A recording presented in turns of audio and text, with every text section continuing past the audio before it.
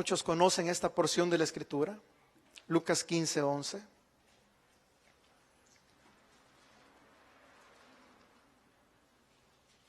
El hijo pródigo.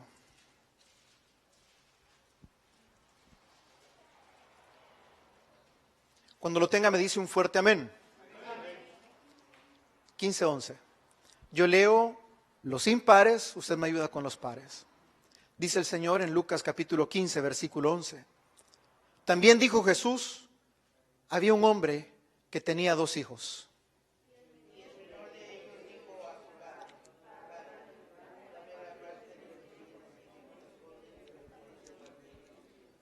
No muchos días después, juntándolo todo, el hijo menor se fue lejos a una provincia apartada y allí desperdició sus bienes, viviendo perdidamente.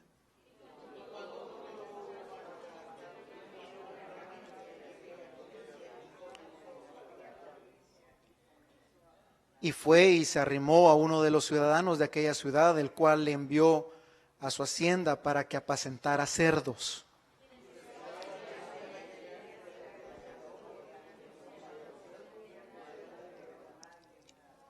Y volviendo en sí dijo, ¿cuántos jornaleros en casa de mi padre tienen abundancia de pan y yo aquí perezco de hambre?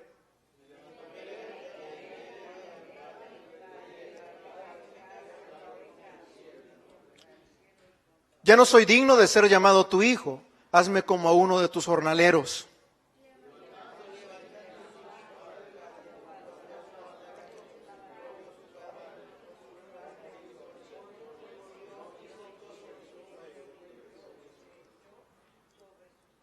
Y el hijo le dijo, Padre, he pecado contra el cielo y contra ti, ya no soy digno de ser llamado tu hijo.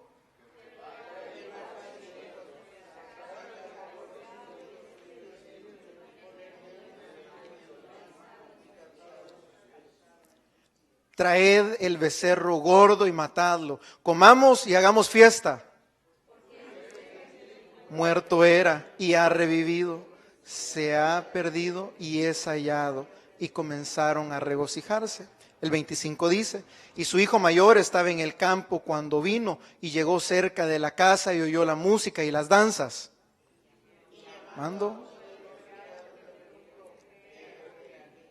Él le dijo, tu hermano ha venido y tu padre ha hecho matar el becerro gordo para hacerle recibir bueno y sano.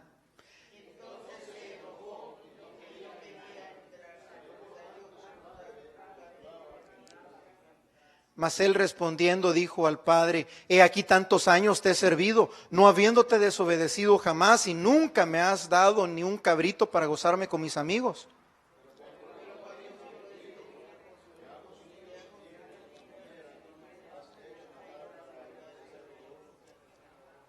Él entonces le dijo, hijo, tú siempre has estado conmigo y todas mis cosas son tuyas.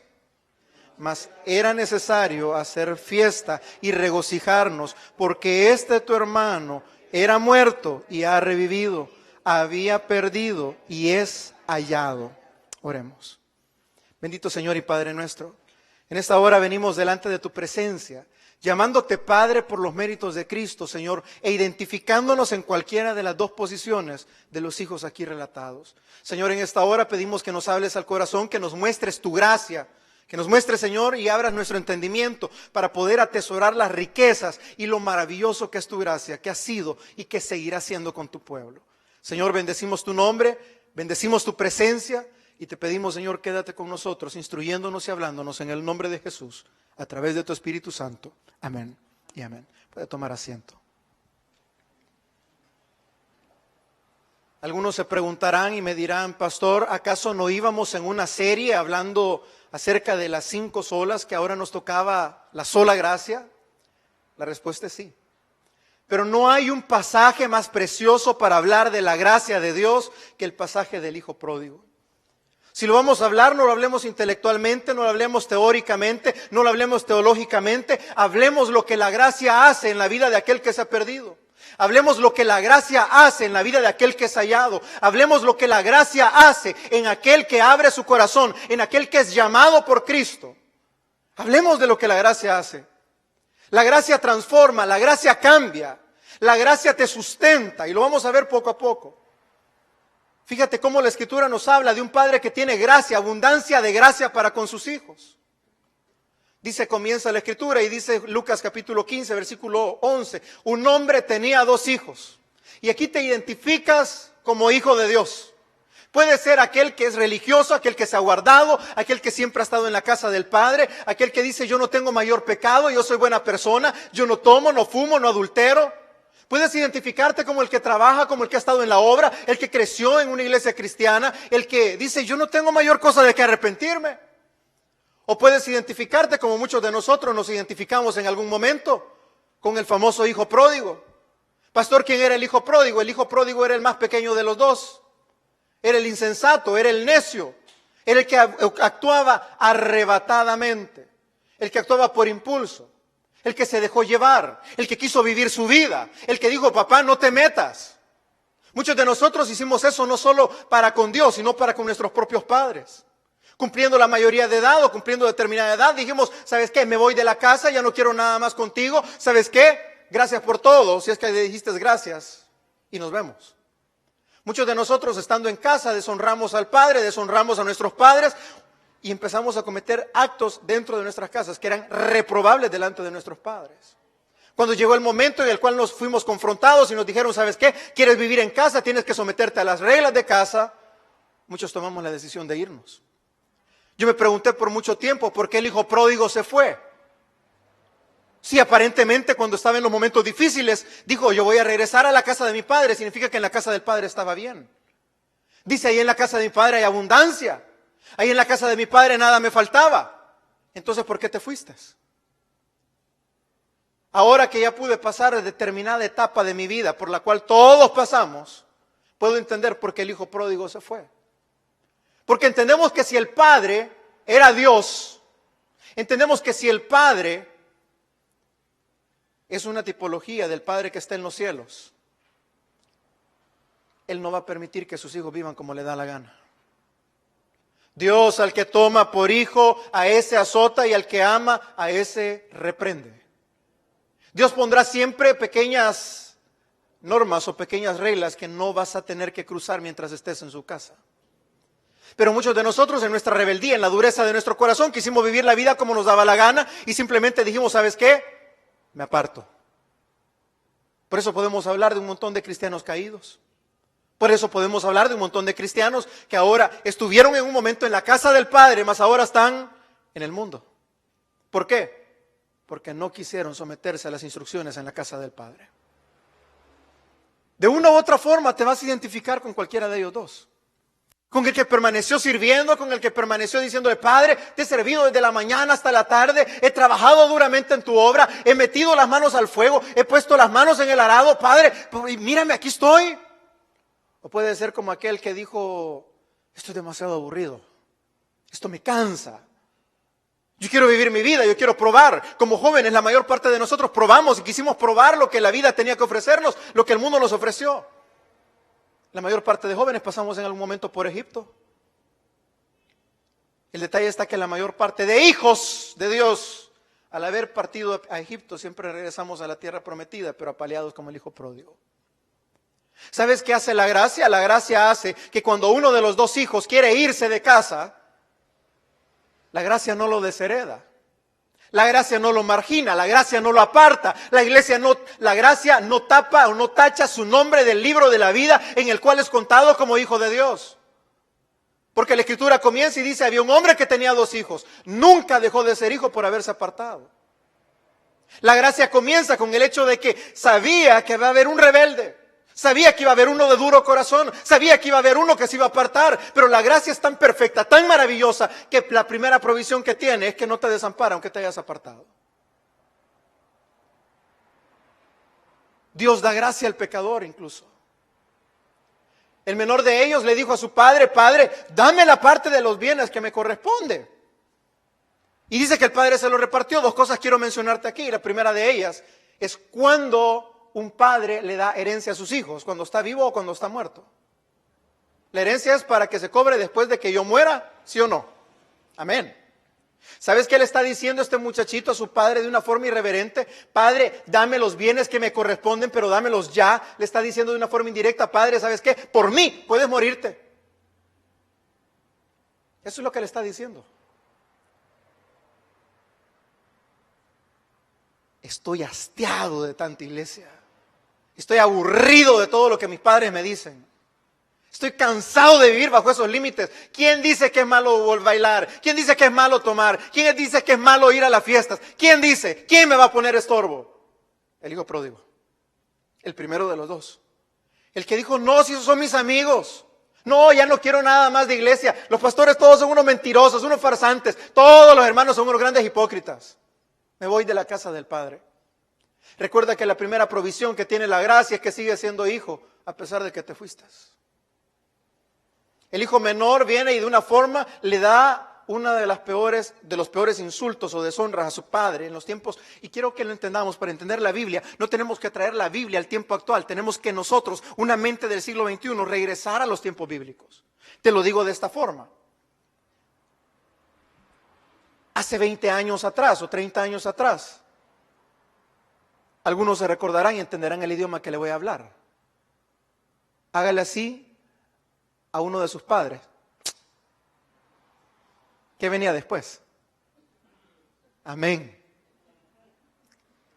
Bechis, ay papito. 30 años atrás. Vámonos 2000 años atrás, cuando había una sociedad, una cultura en la cual los padres se respetaban. Donde el padre era la cabeza del hogar, brother. Donde ahí se manejaba un patriarcado. Donde ahí siervos, hijos, todos eran iguales y el que tenía voz y voto era el padre. Sabe que para que usted tenga una idea, los padres de familia tenían, se le llama en derecho romano, la patria potestad. Eso significa que tenía el derecho de la vida o de la muerte sobre sus propios hijos. Si un hijo era rebelde, si un hijo cometió una falta de respeto, el padre podía tomar la vida de su hijo sin que nadie le dijera nada. Obviamente con justa causa. Pongámoslo, uno de nuestros hijos chiquititos ahora, de estos que ya no conocen mucho de respeto para el adulto. Mándelo a vivir con los bisabuelos, si es que todavía viven, o trasládelos a aquellos tiempos en los cuales vivíamos en nuestro país, y que hagan uno de los berrinches que hacen aquí. Salen levantados. Vámonos 2000 años atrás, ver a un muchachito rebelde que le dice, mira vos, papá, ¿sabes qué? Yo ya me aburrí de toda esta onda, papá. Mucha iglesia, mucha Biblia. Dame mi parte de la herencia que yo me quiero ir a Los Ángeles o a Las Vegas. Quiero irme a Nueva York a vivir mi vida. ¿Sabes qué? Y ni me llames, porque estoy hastiado por tanto tiempo de vos. Vos solo sos Biblia, solo sos cosas, sos un chapado a la antigua. Ya estás cuadrado, papá. Sos del siglo pasado. Sos de la época de los cassettes. No estás actualizado al DVD, a los MP3, iPad y iPod y todo esto. Eso es lo que el hijo pródigo le dijo. El menor de ellos le dijo a su padre, papá, ¿sabes qué? Por mí puedes morirte, solo me interesa que me des los bienes que me corresponden. ¿Sabe que es algo precioso en la gracia? Todo pecado le va a ser perdonado al hombre, incluso la blasfemia contra el Padre y contra el Hijo, menos la blasfemia contra el Espíritu Santo. Pastor, ¿cuál es la blasfemia contra el Espíritu Santo? Cuando nosotros vamos a ese capítulo, muchos se lo preguntan, dicen, pastor, la blasfemia contra el Espíritu Santo, dicen algunos, es pronunciar o decir algo malo, algo blasfemo en contra del Espíritu Santo, es decir algún chiste o alguna bayuncada, alguna tontería respecto del Espíritu Santo. Según el contexto de ese pasaje, no se refiere a eso. Otros dicen que la blasfemia del Espíritu Santo únicamente podía ser cometida en los tiempos propios de Cristo, porque era directamente ver a Jesús y no arrepentir su corazón, resistir su corazón a la obra del Espíritu Santo. Va por ahí, pero propiamente la blasfemia contra el Espíritu Santo, si usted se fija en el texto, cuando usted lo lee en su casa, el texto está diciendo esto. Jesús hacía milagros, Jesús hacía manifestaciones de su poder, e inmediatamente los religiosos dijeron, por el poder de Belcebú, por el poder del demonio, echa fuera a los demonios. El Señor les contesta y les dice, hombres duros de cerviz, duros de corazón, ustedes resisten siempre al Espíritu Santo.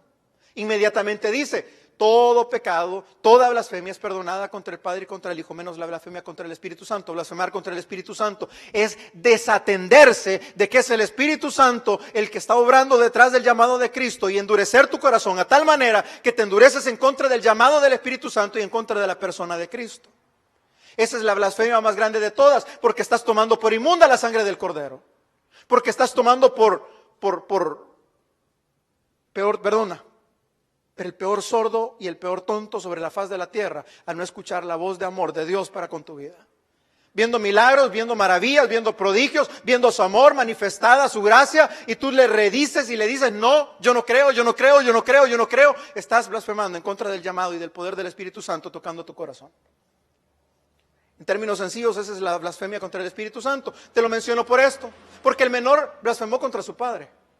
Hay mucha gente que tiene temor de regresar a una iglesia por lo que ella dijo, por lo que hizo, por la forma como se ha comportado.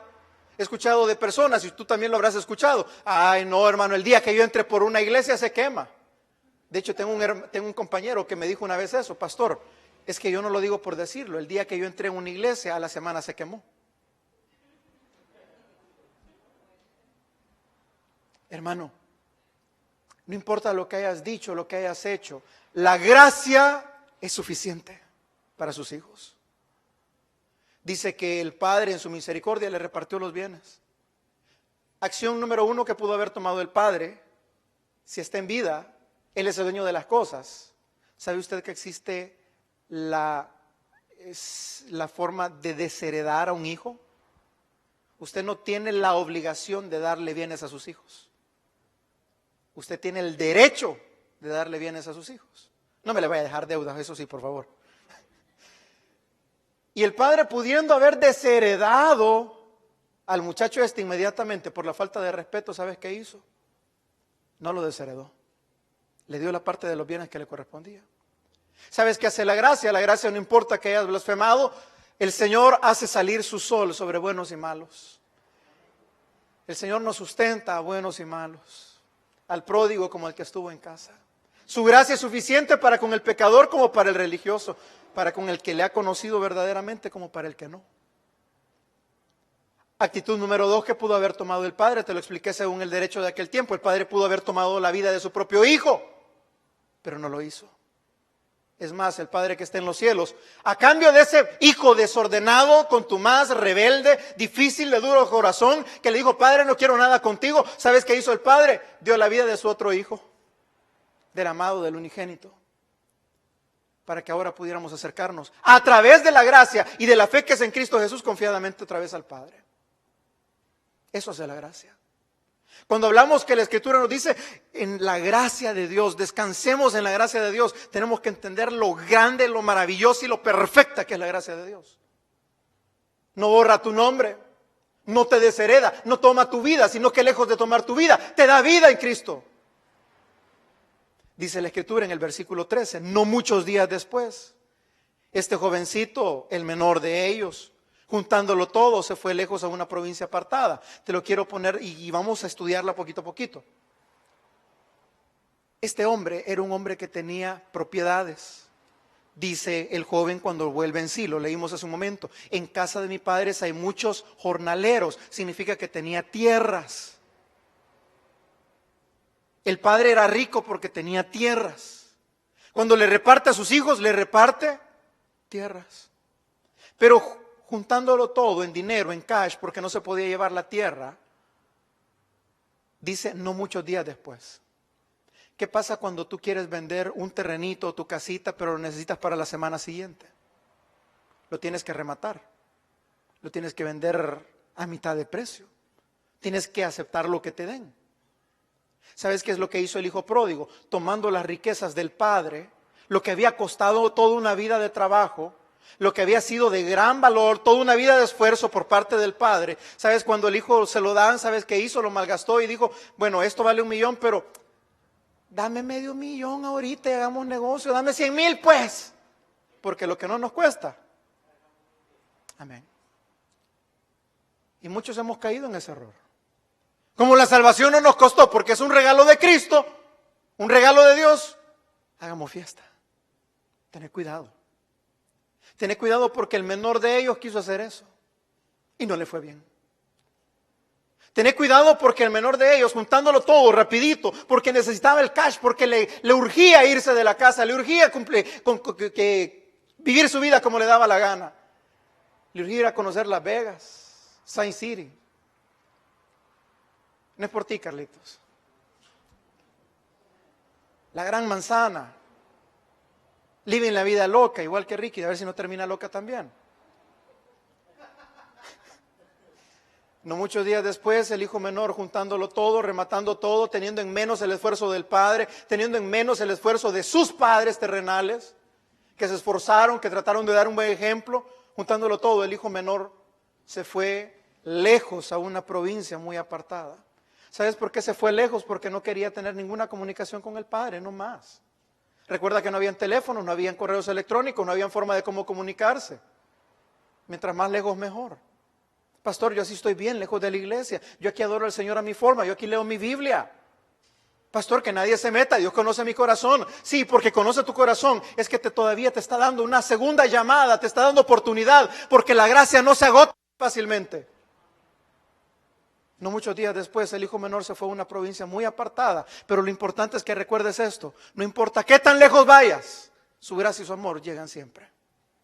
No importa qué tan lejos te muevas, sus ojos no se apartarán de ti. Dijo aquel profeta: Señor, ¿de dónde me esconderé de ti? Si fuera hacia la luna, ahí estás tú, ahí está tu trono. Si fuese al fondo del mar, ahí estás tú. ¿Cómo me esconderé de tu espíritu? Si cavare hoyo hasta lo profundo de la tierra, ahí está tu espíritu. No importa qué tan lejos te vayas, no importa qué tan lejos esté tu distancia, la gracia siempre te llama y siempre te alcanzará. Dice la Escritura también que después de haberse ido a una provincia lejos y apartada, final del versículo 13, ahí perdió sus bienes viviendo perdidamente. No me digas que vas a vivir una vida agradable a Dios lejos de la casa del Padre. No me digas que sirves a Dios a tu forma. No me digas que adoras a Dios a tu forma, porque no adorarás al Señor conforme a tu forma, sino como Él ha pedido ser adorado. Porque no le buscarás conforme a tu mente, sino conforme a la mente como Él ha revelado que tenemos que buscarle y adorarle. ¿Sabes qué hace la gracia? El Señor te dio bienes, y no hablemos solo de los bienes materiales, los cuales muchos malgastamos, en alcohol, en fiestas, parrandas, droga, malgastándolo en vanidad de vanidades. Hablemos de los dones que te dio. Hablemos de la inteligencia, hablemos de la salud, hablemos de la capacidad que te dio. Te fuiste con ellos viviendo lejos del Padre. Te fuiste con ellos malgastándolos y poniéndolos en uso, o para tu propio bien o para tu propia destrucción, pero de todas formas lejos de la casa del Padre. Ahí desperdició sus vidas y sus bienes perdidamente. ¿Cuántos de nosotros ahora que estamos en Cristo nos arrepentimos de la forma como vivimos mucho tiempo en este país? Yo he escuchado testimonio de personas, de hermanos en Cristo, que me dijeron: pastor, si yo hubiera conocido al Señor cuando vine a este país, usted no tiene idea de cuánto dinero desperdicié yo en bares, vehículos, mujeres, cosas. Pastor, hoy tuviera, pero ahora no tengo nada. La única respuesta y el mayor consuelo que tenemos es: hermano, puede que no tengas nada material, pero si tienes a Cristo lo tienes todo. Porque su gracia no te desechó. A pesar que tú le diste la espalda, a pesar que te llevaste los bienes, a pesar que tomaste los mejores años de tu vida, tu salud, tu fuerza, tu capacidad, y le diste la espalda a Él, al que todo te lo dio, cuando regresaste su gracia estaba ahí. Porque se fue y desperdició su vida y sus bienes perdidamente. Versículo 14. Cuando lo hubo malgastado todo, ¿cuánto tiempo pasó? ¿Cuánto tiempo pasó desde aquella vez que ahí en tu país te hicieron esa invitación, o ese familiar te decía: mira, acércate al Señor, mira, busca de Dios, mira, te invito a la iglesia? ¿Cuánto tiempo pasó desde aquella vez que veníamos en ese camino tan difícil y le dijimos: Señor, llegando allá yo te prometo que voy a ir a la iglesia, te prometo que te voy a servir, te prometo que no me voy a apartar de ti? ¿Y qué pasó? ¿Se te olvidó la promesa? ¿Se te olvidó el llamado? ¿Se te olvidó a lo que Dios te había llamado desde el vientre de tu madre, desde tu juventud? Y tomaste los mejores años de tu vida, tomaste tu fuerza, los viviste viviéndolos perdidamente en el mundo. Cuando dice que todo lo hubo malgastado, ¿cuánto tiempo se tardó? Aún a pesar de todo ese tiempo, la gracia seguía siendo suficiente. Así es la gracia de Dios. Tú puedes decir, pastor, ahora que estoy viejo, hermano, en Cristo nunca es tarde. Claro, hubiera sido maravilloso poderle entregar los mejores años, pero too late. Lo bonito de la gracia es que no importa a qué edad regreses, ahí está la gracia. Ahí está su amor, ahí está su misericordia. Ahí está el Padre. Cuando lo hubo malgastado todo, fíjese cómo obran las cosas, pero es increíble cómo Dios lleva en control las cosas y las pone una detrás de otra. Cuando lo hubo malgastado todo, versículo 14 dice, vino una gran hambre en aquella provincia y comenzó a faltarle. Hermano, detrás de todas las cosas, de todo el acontecer mundial está la mano de Dios. Hay sequía en California, está la mano de Dios detrás de ello. Hay aguaceros allá en nuestros países, detrás de ellos está la mano de Dios. Hay terremoto en otro lugar, está la mano de Dios. Hay escasez, está la mano de Dios. La economía está difícil, está la mano de Dios. ¿Sabes por qué? Porque son las cosas que Dios utiliza para llamar con amor en los últimos tiempos a sus hijos.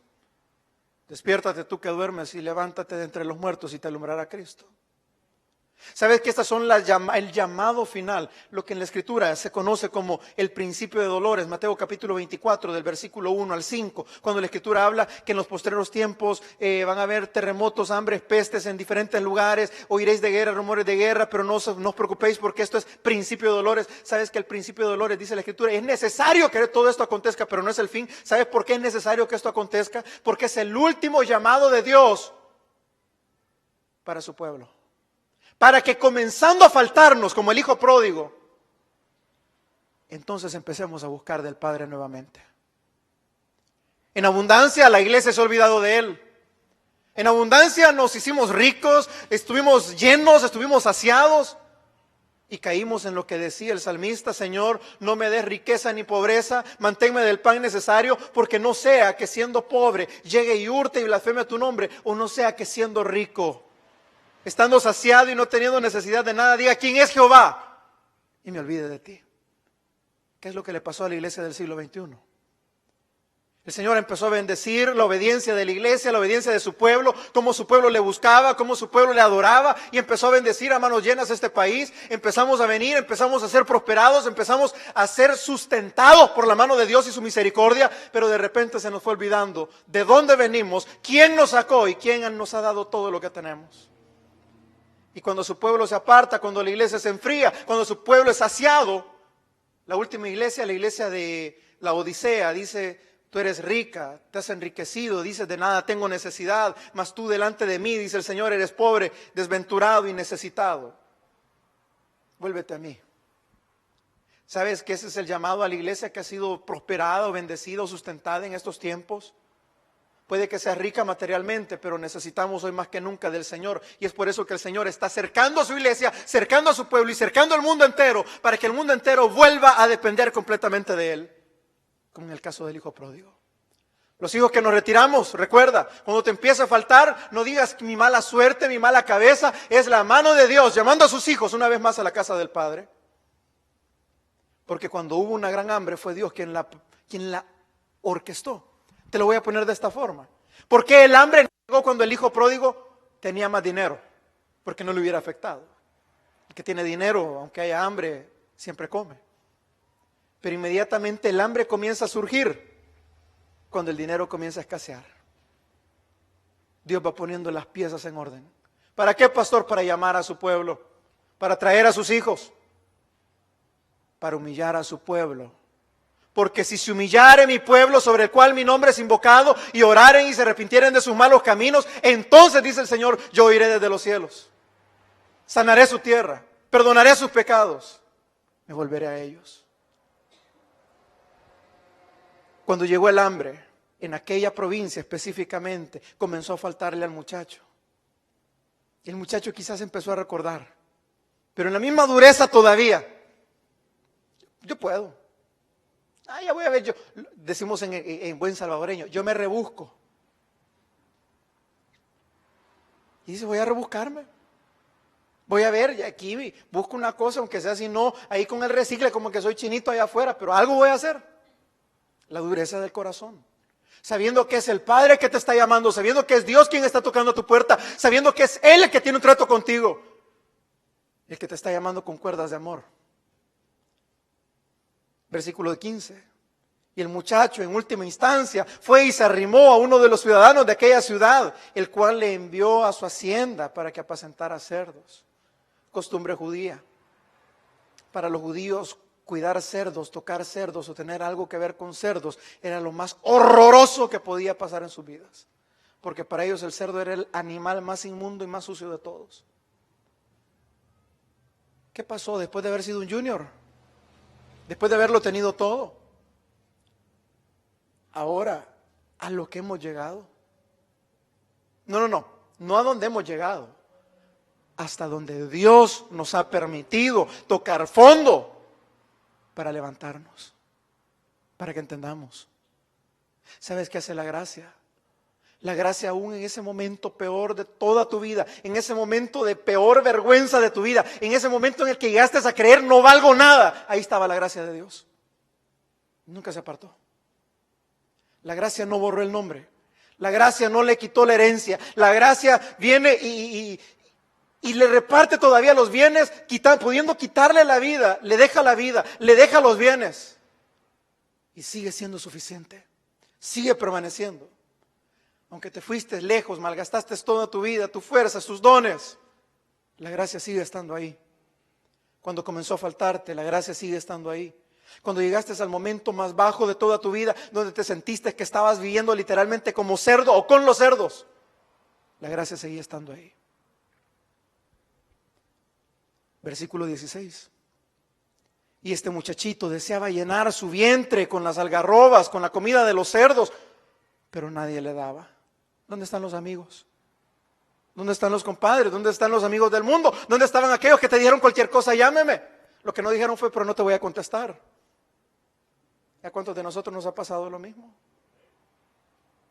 Porque el mundo te ofrecerá, pero no te cumplirá. Dios te ha prometido y seguirá esperando para cumplirte.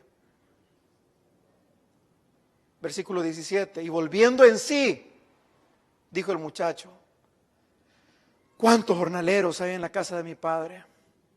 Y ellos tienen abundancia de pan y yo aquí me estoy muriendo de hambre. ¿Sabes que el hambre de la cual podemos hablar en este lugar no solo es el hambre de pan? Porque un hijo de Dios seguirá teniendo aquella cosita, aquel sentir en su alma, aquel sentir en su espíritu. Me hace falta algo. Tú puedes decir que estás bien como estás. No lo estás. Dios dejaría de ser Dios si dejara de llamar a sus hijos al arrepentimiento y a su casa. Yo soy el buen pastor, mi vida di por las ovejas, y aquella oveja, la perdida, la que se perdió, yo la iré a traer, dijo el Señor. Diferentes medios utilizará. El hijo verdadero siempre seguirá teniendo hambre y sed por su Padre. Hambre por la palabra, sed por su espíritu, hambre de Dios, y seguirá teniéndola, aunque lo pueda negar, aunque pueda decir yo así estoy bien. En tu corazón sabes que no estás bien, porque hay hambre, hay necesidad. No te endurezcas, no te endurezcas más. Dice el 18, me levantaré e iré a mi padre y le diré: Padre, he pecado contra el cielo y contra ti, no soy digno de ser llamado tu hijo, hazme como uno de tus jornaleros. Enseñanza preciosa en esta parte.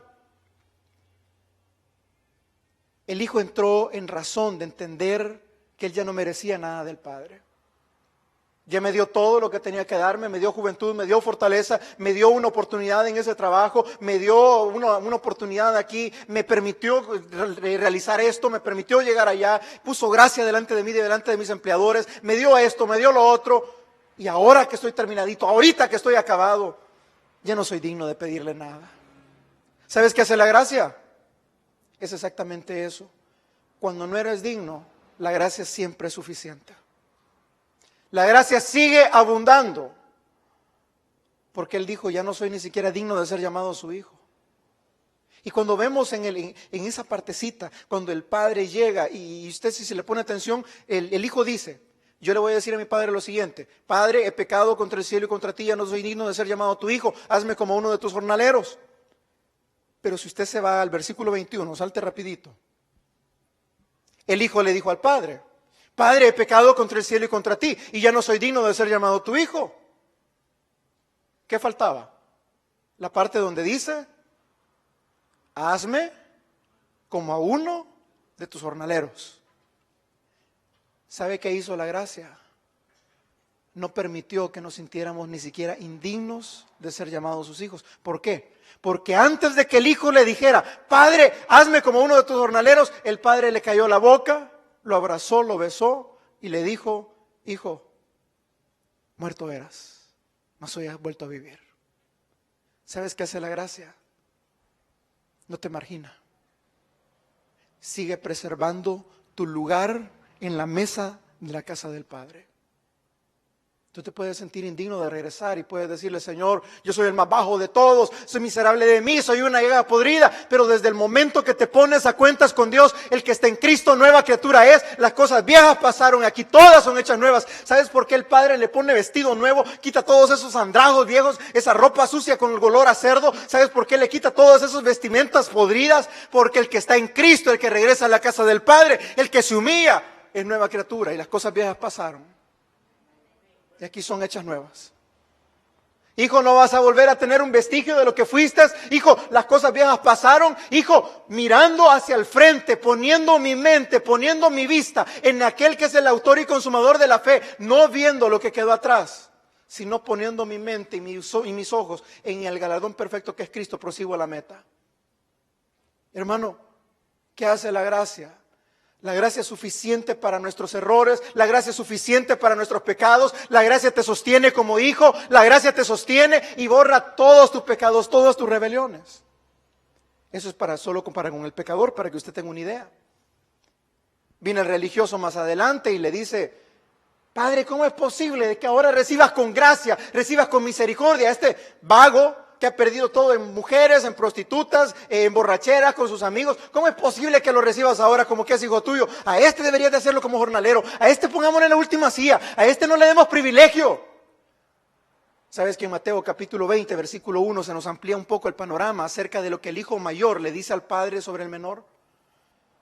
No lo lea, pero si gusta anótelo y lo lea en su casa. Es acerca de los obreros de la viña.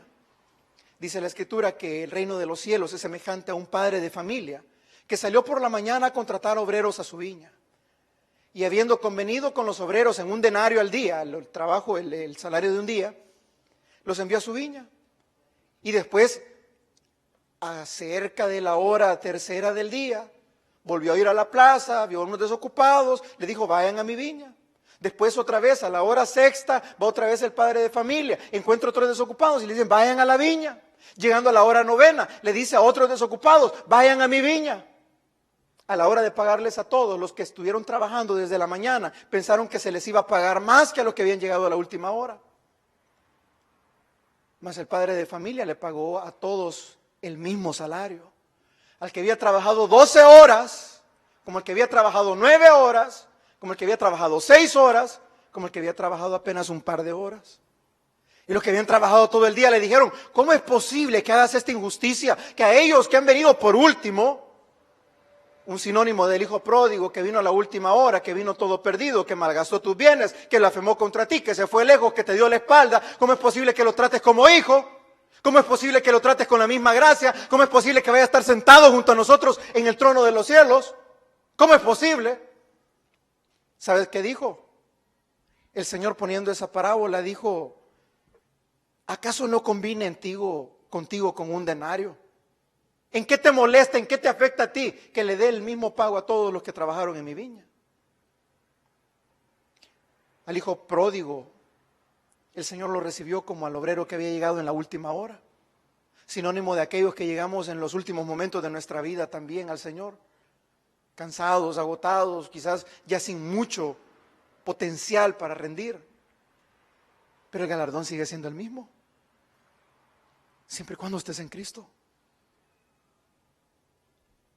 Lucas 15:25 dice: y su hijo mayor, que estaba en el campo, el que había estado trabajando las 12 horas, cuando vino, llegó a la casa y oyó la música y las danzas.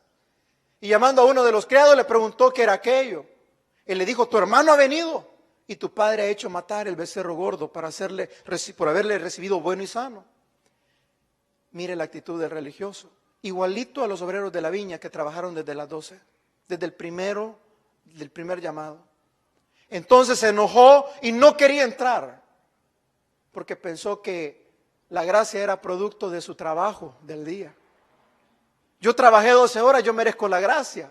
Aquel no ha trabajado nada, acaba de venir, no merece la gracia. Por eso es gracia, porque no es contado por salario. No te es dado porque tú trabajaste más o porque te mantuviste por años en la iglesia o porque has servido toda tu vida o porque has sido el que más ha ofrendado. No se te da la gracia por eso. Y no tienes por qué reclamar mayor gracia o por qué discriminar al que recién ha llegado. Porque el Señor, queriendo fomentar la unidad de la iglesia o la unidad entre los hermanos, el que trabajó bastante como el que fue hijo pródigo, ¿sabes qué hace el padre? Le ofrece la gracia también al hijo mayor. ¿Sabes dónde se muestra la gracia? No en que el hijo siempre había estado ahí. La gracia se muestra en el versículo 28, cuando entonces el hijo se enojó, no quería entrar el mayor, el religioso, el que dijo: Señor, me voy a rasgar las vestiduras. ¿Cómo es posible que este pecador recién empiece a venir? Y mira cómo está cambiando, mira cómo está sirviendo, cómo le está bendiciendo. Señor, ¿cómo es posible? Mas el Señor salió. El padre salió y le rogaba al hijo mayor, al religioso, al trabajador que entrara. Esa es la gracia del Padre. Hijo, tú no has entendido la gracia.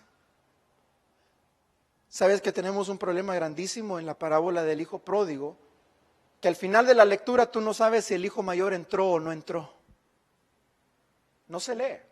Tú lo puedes buscar y le puedes dar y le puedes dar y puedes leer la Biblia de pasta a pasta y no vas a encontrar si el hijo mayor entró o no entró. ¿Sabes por qué? Porque el religioso tiene mayores problemas con la gracia.